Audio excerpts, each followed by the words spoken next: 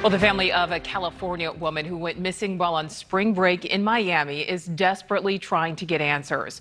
23-year-old Angela Morrissey, this woman, she's a mother of 2 young children. She's been missing since March 28th. Her fiance says he's still in Miami. He is refusing to leave without her. Morrissey's mother flew to Miami last night, hoping to get some more information from investigators. And we've been talking to her mother, Darnella Melicon, today as she continues the search for her daughter. Essentially, she tells us she doesn't know the full picture of what happened to her daughter leading up to that disappearance.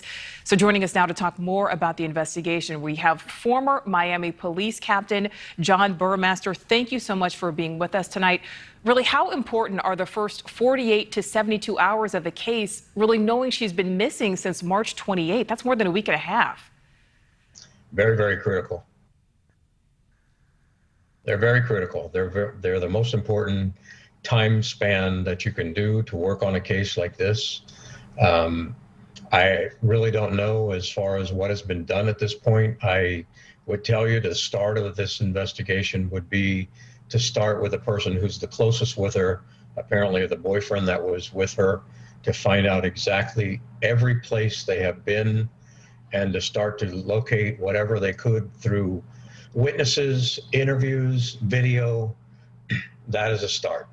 What was done to search for this poor girl? What was done on land? What was done on the air? What was done in the sea? Apparently she's been missing, for quite some time, and all those things have to be gathered up. First of all, let's determine why she's missing. Is there problems going on in the relationship? Is there problems going on with the family? Those are all these things that need to be thoroughly researched and gone over. The interviews have to be intense. Nonstop interviews have to be taking place, and there has to be a lot of resources brought into a situation like this. Not just one person, if it's assigned to an investigator or a team of people, not just one person is going to be able to do this. Well, and talk a little bit about the complications, John, because, again, obviously this investigation is going to happen regardless, but, we have a family that's on the other side of the country trying to deal with this missing woman. Yes, that's very difficult too. Very difficult because the information that the investigators would gather, not all available information is available to the family. Let's face it. That's how the investigation takes place. That's how they start to gather their evidence. That's how they start to put together the pieces of the clues, and anything that is either developed at a later time could be shared with the family.